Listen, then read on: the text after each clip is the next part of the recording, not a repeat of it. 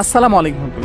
কায়সারি শহরের সমস্ত ফসলি ভূমি লুটপাট করে তৈমুর তার সেনাবাহিনীর জন্য খাবার সরবরাহ করেন। অতঃপর তৈমুরলং তার সেনাবাহিনী নিয়ে কিরশেহির হয়ে আঙ্কারার দিকে অগ্রসর হতে থাকেন।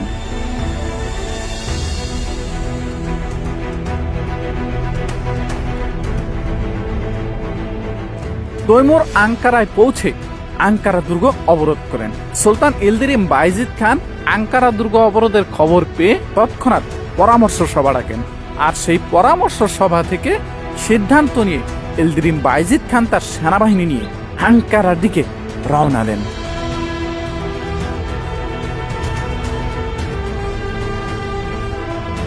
তৈমুর তার সেনাবাহিনী নিয়ে আঙ্কারা আগে পৌঁছানোয় তৈমুরের সেনারা পর্যাপ্ত বিশ্রাম নিতে পেরেছিল। পক্ষান্তরে ওসমানীয়রা দীর্ঘ পথ পায়ে হেঁটে এক শহর থেকে আরেক শহরে ছুটোছুটি করে ক্লান্ত অবস্থায় আঙ্কারায় এসে পৌঁছায়। অবশেষে আঙ্কারায় মুখোমুখি হলো তৎকালীন বিশ্বের দুই পরাশক্তি, তৈমুর বনাম ওসমানীয়রা।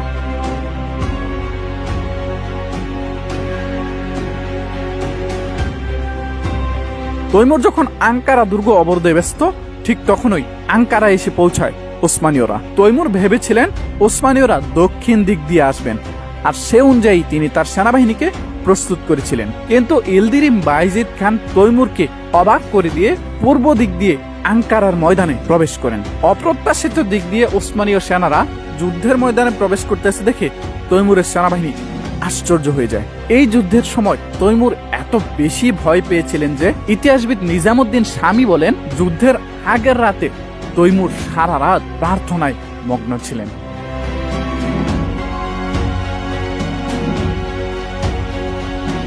তৈমুরের অপ্রত্যাশিত দিক দিয়ে যুদ্ধের ময়দানে প্রবেশ করায় ইলদিরিম বাইজিদ খান দারুণ এক সুযোগ পেয়ে যান। ওসমানীয় শাহজাদা এবং কমান্ডাররা ইলদিরিম বাইজিদ খানের কাছে তৎক্ষণাৎ আক্রমণ করার অনুমতি চান, কিন্তু ইলদিরিম বাইজিদ খান বলেন, তাদেরকে প্রস্তুত হতে দাও, এরপরই আমরা তাদের সাথে লড়াই করব। কমান্ডাররা বারবার অনুরোধ করলেও ইলদিরিম বাইজিদ খান আক্রমণের অনুমতি দেননি, যার কারণে ওসমানীয়রা বিশাল এক সুযোগ হারিয়ে ফেলে।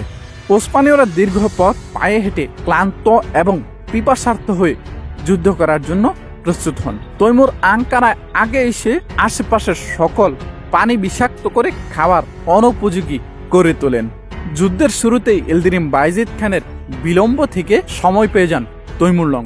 তিনি দ্রুতই তার সেনাবাহিনীকে ওসমানীয়দের বিরুদ্ধে পুনরায় মোতায়েন করেন। ওসমানীয় সেনারা সংখ্যায় ছিল তৈমুরের বাহিনীর অর্ধেকেরও কম। তৈমুরের বাহিনীতে সেনা সদস্য ছিল 1,60,000 প্লাস।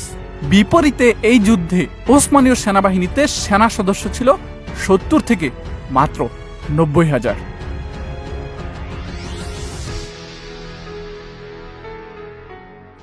ওসমানীয় সেনাবাহিনীর কেন্দ্রে ইলদিরিম বাইজিদ এবং উজিরে আজম জান্দারলি আলী পাশা নেতৃত্ব দেন জেনেসারিদের। শাহজাদা ঈসা চেলেবি, শাহজাদা মুসা এবং শাহজাদা মোস্তফা চেলেবি আজাবদের সাথে সুলতানের ঠিক সামনে অবস্থান নেন। বাম ডানায় শাহজাদা সুলেমান চেলেবি এবং রোমেলিয়ার বেইলার বে খুজা ফিরুজ বে রোমেলিয়ান সৈন্যদের নেতৃত্ব দেন। ওসমানীদের ডান ডানায় আনাতোলিয়ান বেইলার বে কারা তিমুরতাস পাশা আনাতোলিয়ান সৈন্যদের নেতৃত্ব দেন। সার্বিয়ান রাজা স্টেফান লাজারোভিক সার্বিয়ান সৈন্যদের নিয়ে বাম ডানার ঠিক পিছনে অবস্থান নেন। আর কারা তাতাররা যারা গোপনে তৈমুরের সাথে হাত মিলেছিল, তারা বাম ডানার একদম সবার পিছনে ছিলেন। শাহজাদা মেহমেদ চেলেবি আমাসিয়া, টুকাত এবং সিবাসের জনগণকে নিয়ে গঠিত রিজার্ভ বাহিনী নিয়ে পুরো সেনাবাহিনীর পিছনে অবস্থান নেন।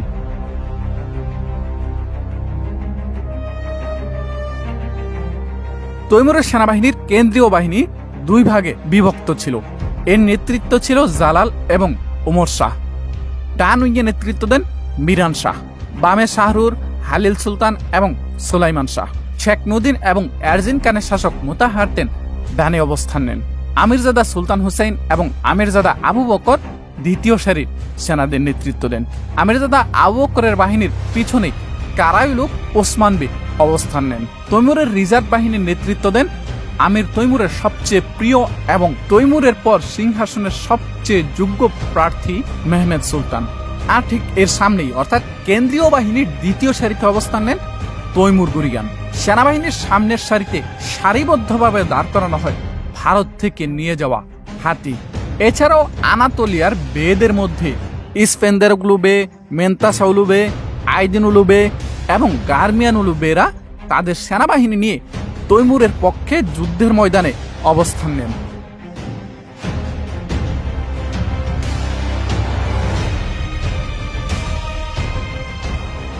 উভয় পক্ষের প্রধান শক্তি ছিল মুসলমান তুর্কিরা। আঙ্কারায় আগে এসে পৌঁছানোয় তৈমুরের সেনারা পর্যাপ্ত পরিমাণে বিশ্রাম নিতে পেরেছিল, আর ওসমানীয়রা পায়ে হেঁটে দীর্ঘ পথ পাড়ি দিয়ে ক্লান্ত এবং পিপাসার্ত অবস্থায় ময়দানে নামেন। তাছাড়া তৈমুরের সেনাদের বেশিরভাগই ছিল ঘোড়সওয়ার, তাই তাদের গতিও ছিল পায়ে হাঁটা ওসমানীয়দের চেয়ে অনেক বেশি। এসবের পাশাপাশি সংখ্যায়ও তৈমুর ছিল বেশ এগিয়ে। ফলস্বরূপ যুদ্ধ শুরু হওয়ার আগে পরিস্থিতি স্বাভাবিকভাবেই তৈমুরের পক্ষে ছিল। ইতিহাসের অন্যতম গুরুত্বপূর্ণ এই মহাযুদ্ধ শুরু হয়েছিল তৈমুর সেনাবাহিনীর ডান ডানায় থাকা মিরান শাহের আক্রমণের মধ্য দিয়ে। মিরান শাহের বাহিনীর ঘোড়সওয়ারদের তোলা ধুলায় যুদ্ধক্ষেত্র অন্ধকারাচ্ছন্ন হয়ে যায়।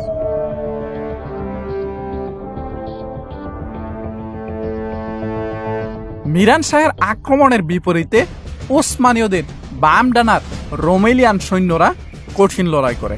ইলদিরিম বাইজিদ খান সার্বিয়ান বাহিনীকে নির্দেশ দেন সুলাইমান চেলবিকে সমর্থন করার জন্য। সার্বিয়ানদের আগমনে অকার্যকর হয়ে পড়ে তৈমুরের ডান ডানা। মিরান শাহকে ধীরে ধীরে পিছু হটতে দেখে তৈমুর বুঝতে পেরেছিলেন এই লাইনটি ভেঙে পড়বে, তাই কারাইলুক ওসমান বেকে নির্দেশ দেওয়া হয় মিরান শাহকে সমর্থন করতে। সাথে সাথে আমিরজাদা আবু বকর ৩২টি হাতি শিকল দিয়ে বেঁধে কেন্দ্রীয় বাহিনীর দিকে অগ্রসর হন।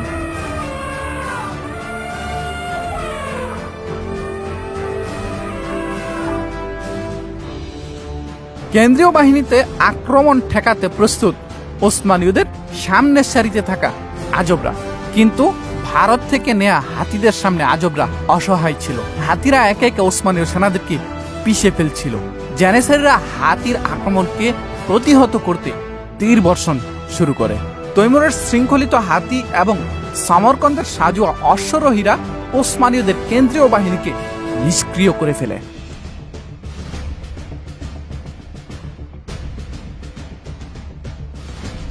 ওসমানীয়দের ডান ডানার আনাতোলিয়ান সৈন্যরা খুব ভালোই লড়াই করছিল। একে একে তৈমুরের ডান ডানার ব্যাপক প্রাণহানি ঘটাতে সক্ষম হয়েছিল তারা। ওসমানীয়দের ডান ও বাম ডানার ভয়ঙ্কর লড়াইয়ে চিন্তিত হয়ে পড়েন তৈমুর গুরিগান। আর ঠিক তখনই ওসমানীয়দের সাথে থাকা কারা তাতাররা পক্ষ পরিবর্তন করে তৈমুরকে সাহায্য করতে এগিয়ে আসে। কারা তাতারদের বেশিরভাগই ছিল অশ্বরোহী তীরন্দাজ। তাদের তীরের আঘাতে ওসমানীয়দের বাম ডানার সার্প এবং রোমেলিয়ান সৈন্যরা বিপর্যস্ত হয়ে পড়েছিল। কারা তাতারদের এই বিশ্বাসঘাতকতায় ওসমানীয়দের উপর জঘন্য প্রভাব ফেলেছিল, কিন্তু তারপরও সুলাইমান চেলবির নেতৃত্বে থাকা বাম ডানার সেনারা পিছনে কারা তাতার এবং সামনের তৈমুরের সেনাদের বিরুদ্ধে অসাধারণ লড়াই চালিয়ে গিয়েছিল। তৈমুর যখন দেখলেন তার বাম ডানা ক্রমশই ওসমানীয়দের ডান ডানার সৈন্যদের সামনে দুর্বল হয়ে পড়ছে, তখন তিনি শক্তি বৃদ্ধি করতে আরও সৈন্য পাঠান। ওসমানীয়দের ডান ডানার বেশ কিছু সৈন্য যারা পূর্বের আনাতোলিয়ার বিভিন্ন বেইলিকের প্রতি গোপনে অনুগত ছিল, যেগুলো অতীতে ইলদিরিম বাইজিদ খান বিজয় করে ফেলেছিল। যদিও তারা ওসমানীয়দের পক্ষে যুদ্ধ করতে এসেছিল, কিন্তু তারা গোপনে তাদের পূর্বের বেইলিকের প্রতি অনুগত ছিল। তৈমুরের পক্ষে যুদ্ধ করতে নামা আইদেনুলু, কারামানুলু, গার্মিয়ানুলু, মেন্তাসাউলু এবং সারুহানুলু ভূমির বেরা হুট করেই তাদের পতাকা উত্তোলন করে তাদের প্রতি অনুগত থাকা ওসমানীয়দের সৈন্যদেরকে ডাক দেন। পূর্বের বেইলিকের প্রতি অনুগত থাকা সৈন্যরা সাথে সাথেই পক্ষ পরিবর্তন করে ওসমানীয়দের ছেড়ে তৈমুরের পক্ষে চলে যায়। এই বিশ্বাসঘাতকতার ফলে ওসমানীয়দের বিশাল ক্ষয়ক্ষতি হয়।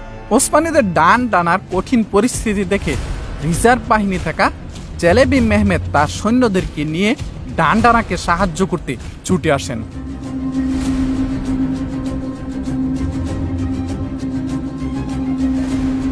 চেলেবি মেহমেদ এবং তার সৈন্যদের অসাধারণ লড়াইয়ে তৈমুরের বাম ডানা সংকটময় পরিস্থিতিতে পড়ে যায়, কিন্তু একাধিকবার বিশ্বাসঘাতকতার শিকার হয়ে মানসিকভাবে পিছিয়ে পড়ে ওসমানীয়রা। আর এই পরিস্থিতিকে দারুণভাবে ব্যবহার করেন তৈমুরলং। তিনি তার পুরো বাহিনীকে ওসমানীয়দের উপর আক্রমণ করার নির্দেশ দেন। নির্দেশ পেয়ে তৈমুরের সৈন্যরা ওসমানীয়দের উপর মহাপ্লাবনের ন্যায় ছুটে যায়।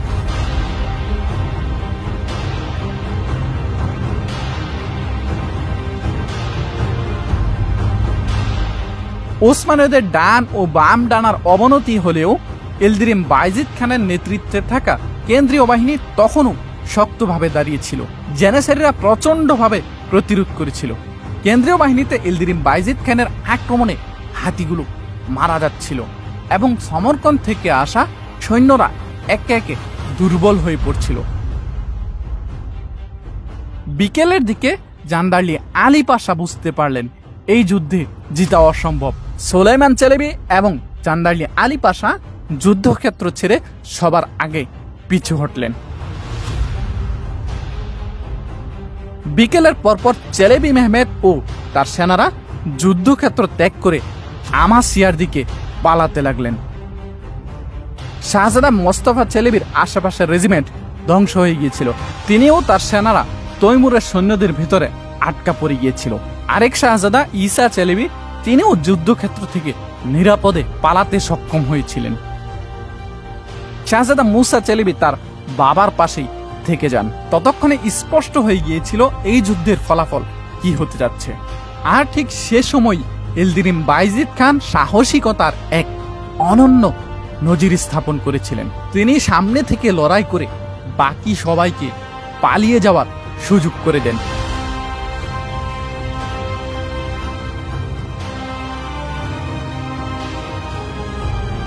ইলদিরিম বাইজিদ খানের পাশে তিমুরতাস পাশা, খোজা ফিরুজ বে এবং আরো বেশ কিছু সৈন্য সাহসিকতার সাথে লড়াই করেছিলেন।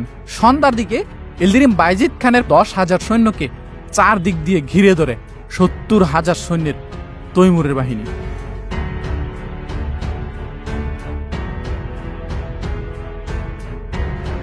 জেনেসারিরা তখন ইলদিরিম বাইজিদ খানকে বলেছিল, সুলতান, আমাদের শেষ সৈনিকটা পর্যন্ত বেঁচে থাকতে আপনাকে কেউ স্পর্শ করতে পারবে না। সন্ধ্যার পরপর ইলদিরিম বাইজিদ খান এবং জেনেসারিরা শেষবারের মতো একত্রিত হতে পেরেছিল। ইলদিরিম বাইজিদ খানের নেতৃত্বে একসাথে দুর্দান্ত এক আক্রমণ করে জেনেসারিরা। এ সময় তৈমুরের বহু সৈন্য প্রাণ হারায়। ওসমানীরা যখনই শত্রুর বলয় ভেদ করে বেরিয়ে যাবে, ঠিক তখনই ইলদিরিম বাইজিদ খানের গোহরা আঘাত পেয়ে মাটিতে পড়ে যায়। গার্মিয়ান সৈন্যরা ইলদিরিম বাইজিদ খানকে দেখে চিনতে পেরেছিল। তারা ইলদিরিম বাইজিদ খানকে হাত বেঁধে তৈমুরের তাঁবুতে নিয়ে যায়।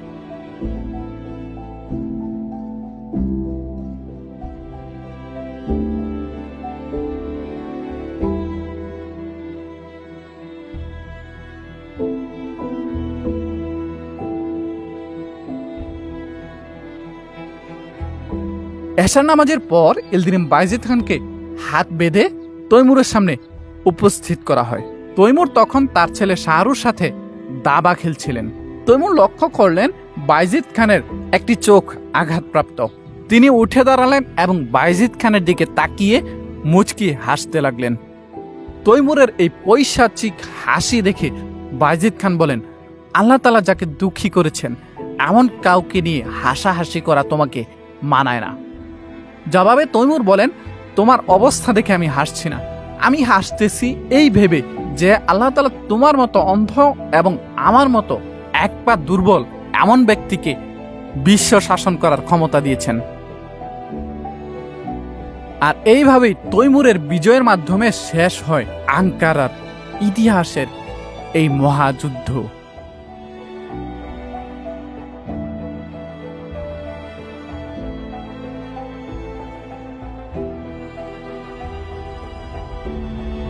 এই যুদ্ধে উভয় পক্ষে 50,000 করে প্রাণহানি হয়।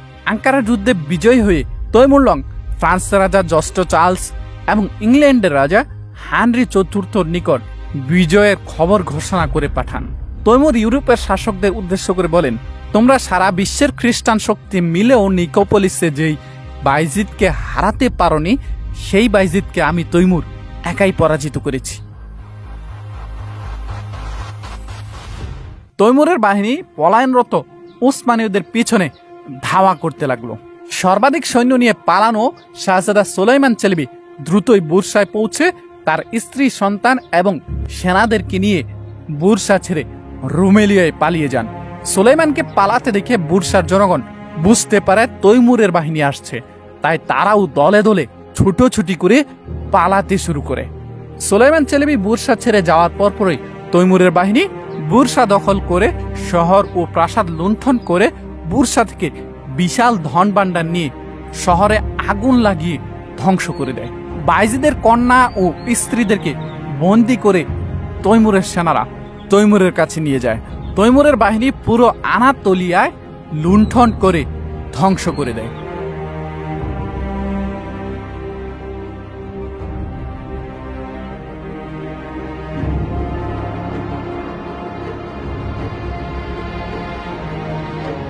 আঙ্কারার যুদ্ধে জিতে তৈমুর ওসমানীয়দেরকে ধ্বংস করে আনাতোলিয়ার প্রাক্তন বেদের কাছে তাদের স্ব ভূমি ফিরিয়ে দেন। আনাতোলিয়ায় ওসমানীয়দের ভূমি হাতছাড়া হয়ে যাওয়ার পর ইউরোপেও ওসমানীয়দের ভাসাল রাজ্যগুলো বিদ্রোহ করে স্বাধীন হয়ে যায়।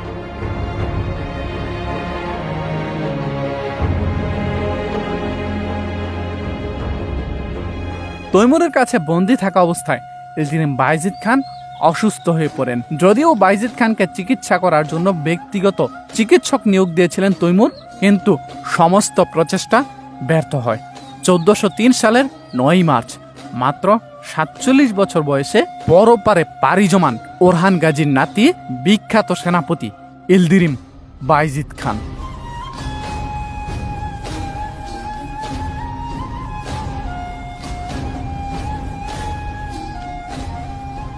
বাইজিদ খান মারা যাওয়ার পর তৈমুর বলেছিলেন, সারা বিশ্বের জন্য দুর্ভাগ্য এমন একজন সেনাপতিকে হারিয়েছে।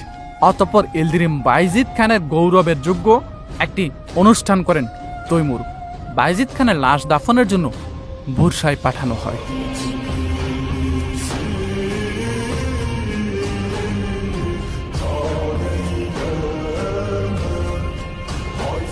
আল্লাহ তাআলা মহান এই সেনাপতির সকল ভুলভ্রান্তি মাফ করে জান্নাতের সুউচ্চ মাকাম দান করুক, আমিন। সুপ্রিয় মণ্ডলী, আজকের এই এপিসোডের মধ্য দিয়ে শেষ হয়ে গেল এলদিনিম বাইজিদ খানের যুদ্ধসমূহের সকল এপিসোড। আপনারা চাইলে আমরা এর পরবর্তী এপিসোড অর্থাৎ ওসমানীয়রা এই ধ্বংসাত্মক পরিস্থিতি থেকে কিভাবে ফিরে এসেছিল এবং সারা বিশ্ব শাসন করতে সক্ষম হয়েছিল, সেই এপিসোডগুলো নিয়ে বিস্তারিত ভিডিও নিয়ে আসবো। এর জন্য আমরা এই ভিডিওতে আপনাদের কাছে মাত্র 1000 কমেন্ট চাচ্ছি। এইটা শুধুমাত্র আমাদেরকে উৎসাহ দেওয়ার জন্য। আমাদের এই ভিডিওতে যদি 1000 কমেন্ট পুরো হয়, তাহলে আমরা এর পরবর্তী এপিসোড অর্থাৎ এলদিনিম বাইজিদ খানের ছেলে চেলেবি মেহমেদের এপিসোড নিয়ে আসব, এবং সেখানে আপনারা দেখতে পারবেন কিভাবে ওসমানীয়রা ঘুরে দাঁড়িয়েছিল এবং সারা বিশ্বে তাদের শাসন কায়েম করেছিল। তো দর্শক, দেখা হচ্ছে আমাদের পরবর্তী এপিসোডে। সেই পর্যন্ত সোনালী অতীতের পাশেই থাকবেন। আমাদের ভিডিওগুলো বেশি বেশি করে লাইক, কমেন্ট, শেয়ার করে আমাদের পূর্বপুরুষদের বীরত্বগাথা এই ইতিহাস সবার মাঝে ছড়িয়ে দেওয়ার অনুরোধ জানিয়ে আজকের মতো বিদায় নিচ্ছি। আসসালামু আলাইকুম ওয়া রাহমাতুল্লাহ।